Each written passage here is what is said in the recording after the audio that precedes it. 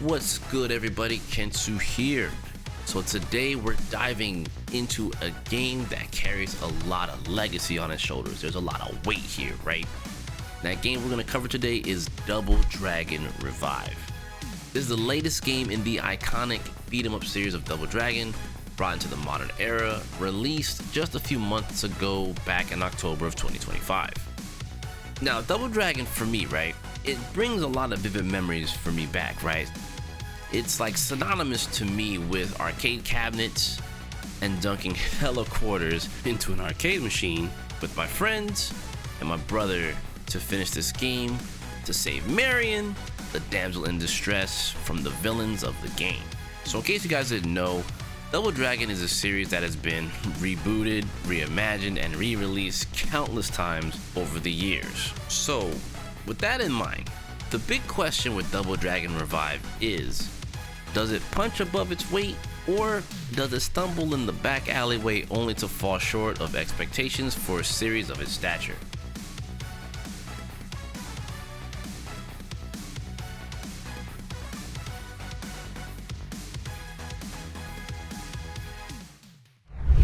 Let's start with what Double Dragon Revive gets right.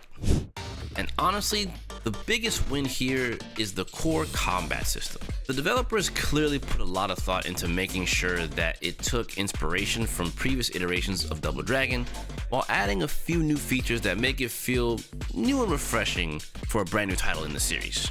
Attacks have a real sense of weight and momentum, which is really cool.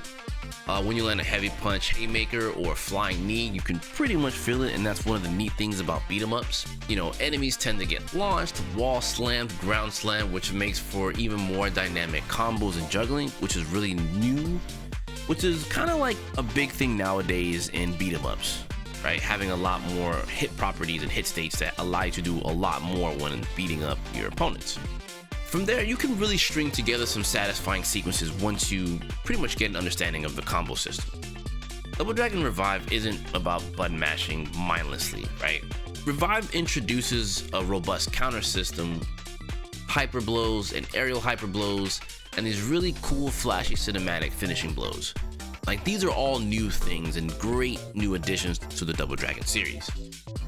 Enemies don't just wait and line up one after another to take their turn to get beat up like some of the previous Double Dragon games.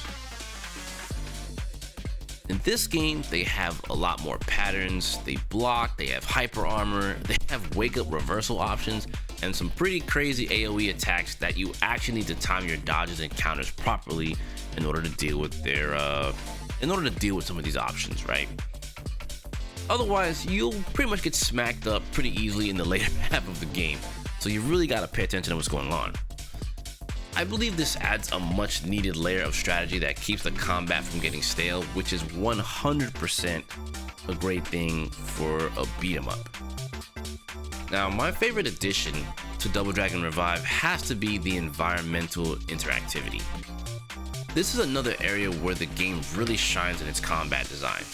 Essentially what this entails is you can grab enemies, shove them into dumpsters, slam them into car windows, and do the Double Dragon classic, knock them off ledges for instant KOs, which I think is really neat. You can also strategically lure them into stage hazards like exploding barrels or sparking electrical outlets, adding again more, combat depth, right? And just the interactables just make the game just feel so much more rewarding. And it just feels good to just pummel the enemy and just do stuff like that. So I think it's a great added layer to the game. It essentially makes, in a way, right? It makes it feel like every fight can be a bit of a puzzle. It's like a little bit of a playground for destruction. How can I hit this guy with a paint can, maybe a bat or something of that nature, or the background stage hazards. It just makes you think a little bit more about using your surroundings as opposed to just, okay, we're just gonna auto combo them to death. And in my honest opinion, it's just genuinely fun to experiment with. I'll also add that the wall actions, such as the wall strike, also turns your auto combo ender into an even more damaging ender, racking up your damage. Additionally, you also have the wall crash, which when near a wall, you grab your enemy and you pummel them for even bigger damage, right? This takes the throw and turns them into way more than just a standard knee bash, into noogie punch, into throws that are in like every beat 'em up known to man. This is a welcomed addition to the series. And while I'm at it, real quickly, let me give a quick shout out to the soundtrack of this game. I think the OST is actually pretty solid, featuring remixed classic tracks from previous titles alongside some new tracks that really fit the feel of the new direction of Double Dragon, which to me is a plus, as to be honest with you guys, I've heard the same songs across all the iterations of this series. That means every new title, they just remix the music of what's already previously existed. So to hear some new tracks, I think in my experience, this is just a welcome change finally for the series. As for the visuals of the game, I think the visuals of this game were actually pretty solid for what they were going for. The art direction is basically one-to-one, and as a person that's really keen on art direction, I can really appreciate this aspect. I think the character models are well done for the most part, and the animations are great. I do think that most might disagree, but I for one am always a big fan of developers taking a risk on visuals in every way, shape, and form.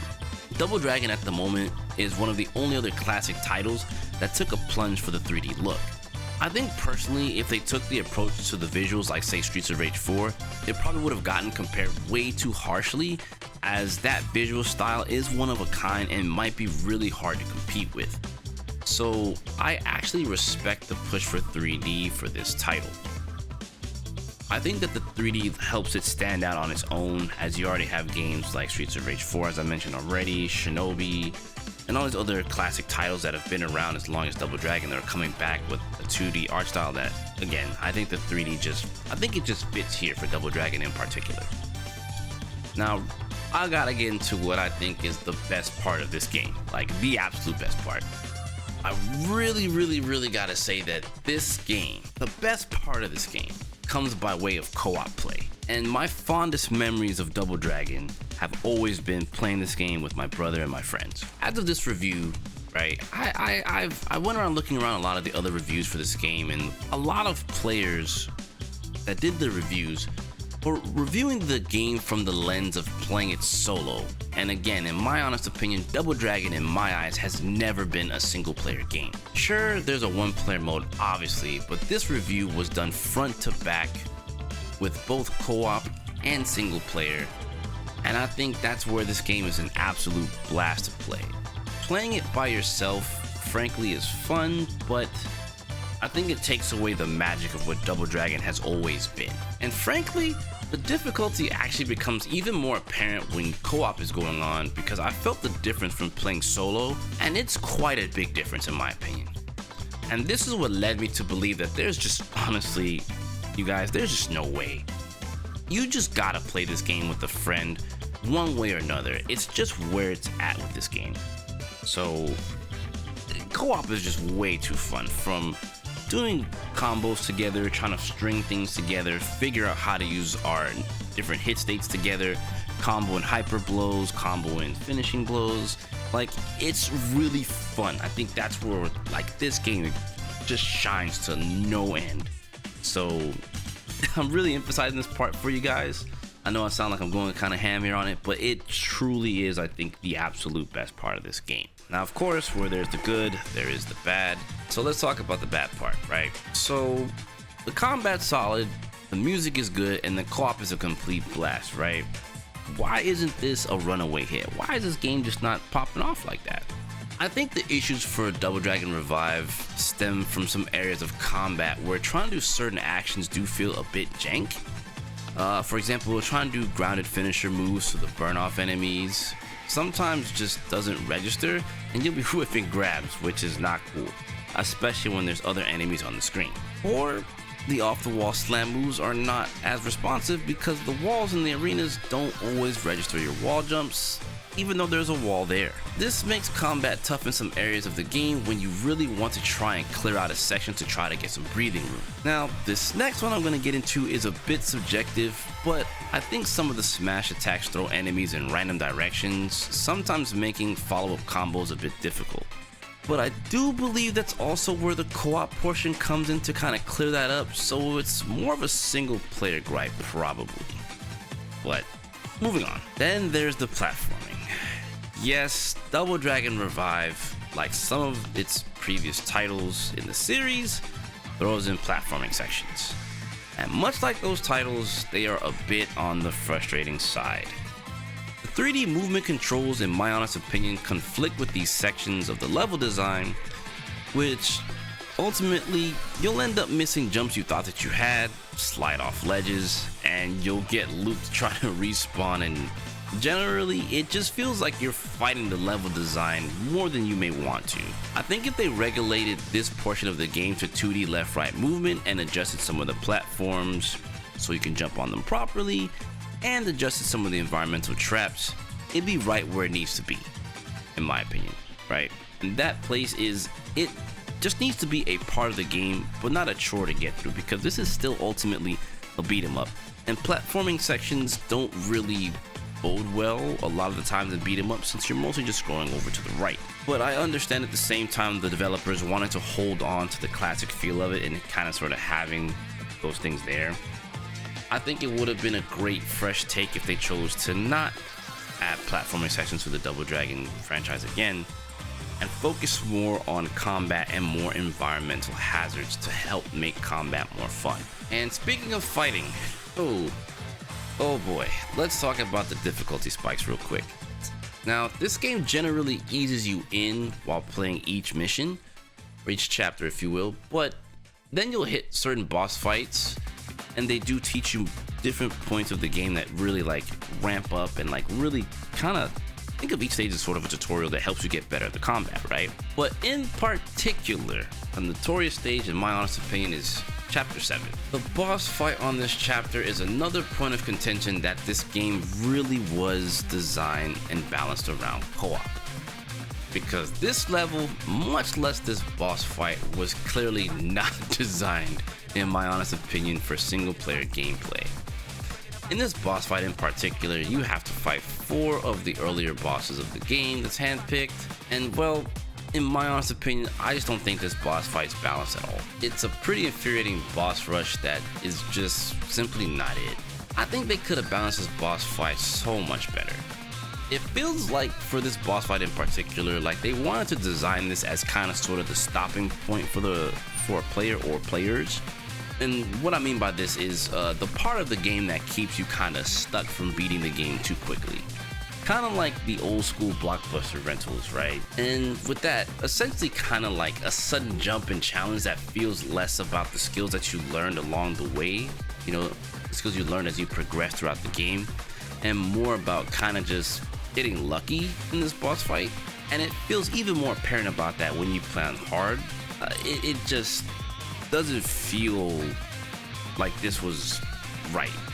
I can also point out that the final mission also kind of feels that way too, especially in terms of the boss fights. Like they just try to cheese you out, and you know, I get it. I know that that's part of the game. It's like there should be a difficulty spike, like there should be something there, but it does feel just kind of sudden.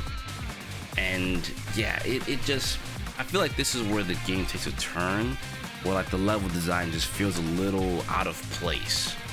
So, and I can go on and on about it, but just trust me when I say like mission 7 and 8 just feel like, all right, we gotta stop you from beating the game too quickly, so here's a bunch of crap we're just gonna throw your way, as opposed to like, okay, a good gradual progression as it was from the first 6 missions, where you can feel that progression of the game, where the game, you know, just ramps up, but like it keeps it at a steady pace with its enemy placement.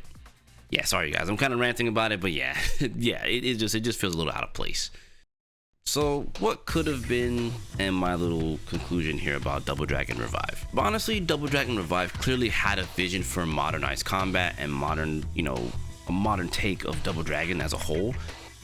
For example, Marion's playable, you have Ronzo, like it does things that are really good and kind of pushes Double Dragon to new, you know, in a new era, right? And it succeeds in so many ways here, but at the same time, I can't help but feel that that vision was constrained by maybe perhaps budget or time constraints somewhere, ultimately resulting into a game that feels unfinished in some key areas. And this genre has been seeing a really great resurgence lately with a lot of different titles, with games such as Streets of Rage 4, River City Girls 1 and 2, just the recent Marvel Cosmic Invasion, The Takeover, and even some smaller indie titles are delivering, even more polished gaming experiences. Double Dragon Revive just doesn't stand out like these games as an outlier in its current genre as it could, especially being one of the grandfathers of the genre. So at that point, you're probably wondering, who is this game for? Well, I think that if you're a diehard Double Dragon fan who's looking for a modern 3D take on the combat for Double Dragon, this could be for you. Or if you're looking for another beat 'em up co-op experience, I think this does scratch that itch as well. However, for everyone else, especially those new to the beat 'em up genre or looking for a more polished modern experience, I'd have to say maybe wait for a sale. It's a game with some genuinely great ideas, honestly. It's just some missed opportunities, unfortunately. So my Avengers Endgame for Double Dragon Revive, I'd say this game's a solid 6.5 out of 10 for me personally. I am hoping that there's a sequel or maybe some patchwork that does come in the future to make this title even greater than it currently is. But with all that being said, that is my take on Double Dragon Revive. Yeah, and real quickly, I want to give Arc System Works a big thank you for sponsoring this video. And as always, you guys, thank you so much for watching, and I'll catch you guys in the next one. Peace.